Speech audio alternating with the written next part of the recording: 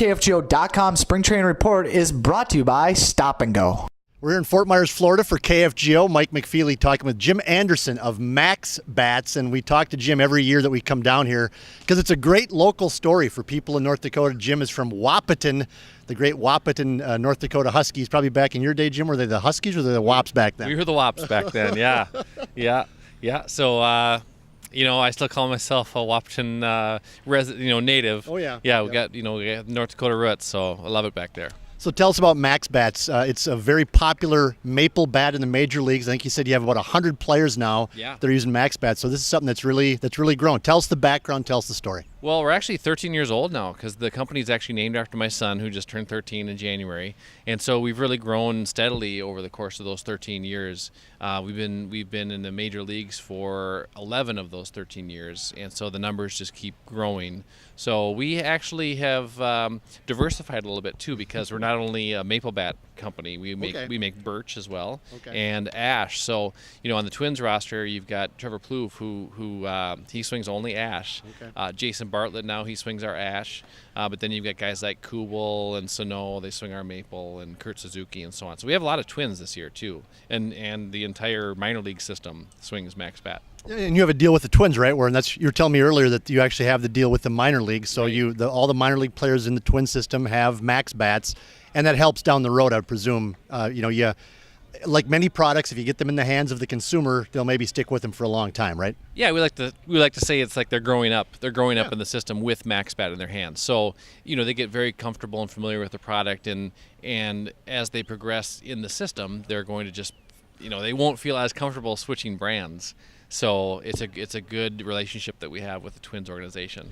Give us the background. How did this start? The company is 13 years old now, and you said you named it after your son. So walk us through the baby steps of how MaxBat came to be. Yeah, it's a question I get asked quite often, so I try to make it short. Basically, I'm a woodworking hobbyist. I've always been good with wood and making stuff for my grandma when I was a kid, or my mom and stuff like that. So I still play amateur baseball. And the league. Haven't given that up yet, huh? No, I'm going to be the oldest amateur baseball player when it's all said and done. So anyway, my wife and I were expecting a child back in 2001, and I had seen something where a company was making bats, commemorative bats, to put birth statistics on it. And I was thinking, well, I play baseball. I play in a league that plays with wood bats. It'd be kind of fun to make a bat for myself, but let me try to make a bat where I can have my child's birth statistics on it. So we have a son, and his name is Max. And I want to have my dad put the calligraphy on the barrel's end of, the born on date, birth weight, that sort of thing. But I didn't want to have the bat not to have a logo on it. So I was thinking of different names, like Minnesota Bat Company or whatever. And one day I was driving home from work, and I thought of the name MaxBat. Hours later, thought of different logo concepts, designed a logo, put the logo on this bat. And when I put that logo on the bat that I had made just as a wall hanger, it looked like a major league bat. I mean, it really did. It's just like, wow, that looks really cool. So I proceeded to make bats for myself to use in games in the league I was playing in. That was the first wood bat league in the state of Minnesota. And, guys asked questions about it, and I started making bats for them, got orders. It was just really a hobby. Then 9/11 happened. When 9/11 happened, the company I was working for went out of business. And I just really had this shift in my life at that point. New dad, no job, world in chaos. And it really bothered me that, a small organization on the other side of the world could affect my life the way it did.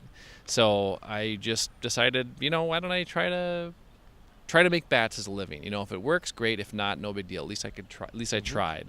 And turns out that the bats I sent to Major League Baseball came back as approved for use.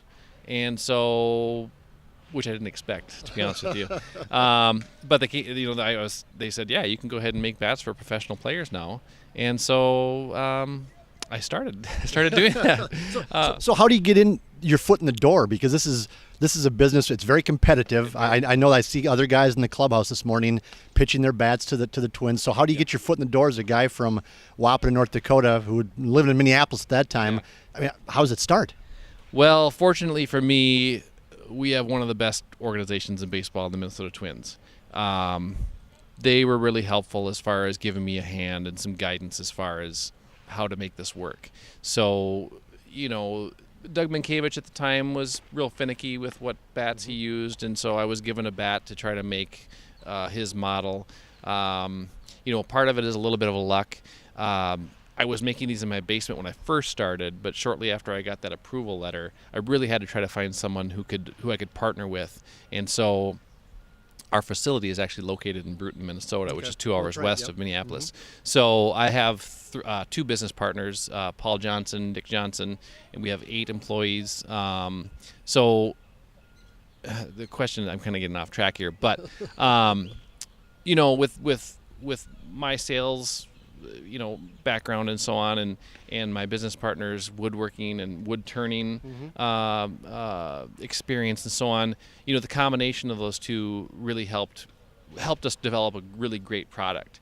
And so if you have a good product and you put it in someone's hands, they're going to know it's a good product. So a little bit of luck, a little bit of help from the twins, but just the product itself helped the business get off on the right foot. So when you come to spring training, I saw you again downstairs in the clubhouse and outside of the clubhouse talking to some Twins players, and you have kind of a suitcase full of bats. Yeah. Are you selling or are you maintaining the clients you have, or a combination of both, or what? It's a little bit of both. It depends on the camp you visit. Like here at Twins camp, we have so many players that use our bats. So a lot of it is just customer service, making sure that they've got, what they want, everything turned out right. It's just human nature. When people see a new bat down there, they want to kind of pick it up and feel it, and they might feel something that they've never had in their hands before, and then we'll start talking about that model, and they might want to try that in a future bat order. We like to talk to a lot of the young players, the non-roster spring training invitees, because they might not be a MaxBat player at that time. So and then other camps that we go to, there's no MaxBats. And so that's a really big sales, then we're trying to really get them hooked on our product. So, you give out a sample here and there and, watch the guys take BP, and hopefully they put some off the batter's eye, and then we got a customer. How many bat companies are out there? Because traditionally, and no offense to you, but I think of Hilrich and Brasby and those types of companies. How many are out there, and how many guys do you run into in the Twins clubhouse or any place else that you're competing against? Yeah, I think the number now is about 32 brands in Major League Baseball, so it's a very competitive market. There's 32 brands, but we're not going to see all those 32 in games. Really, you can cut that number in half as far as like 16 legitimate brands that are going to be, used on the field. So, but you run into these guys, and we're friendly with everybody, so it's not like a real cut. It's not a cutthroat business when you're face to face with them. But guys are trying to take clients away from. It's a competitive. It is. It's a money. Yeah, thing. it is. It is. Because if we see somebody swinging a Louisville Slugger, we want them to swing a MaxBat, of course. We want, because we believe that our product is better. So that happens with other companies too. They'll see somebody, that is a MaxBat guy, and they want to try to get their bats in their hands. And hopefully, we've done a good job with our product and just taking care of the player, making sure that he's, happy with the product, that he doesn't switch.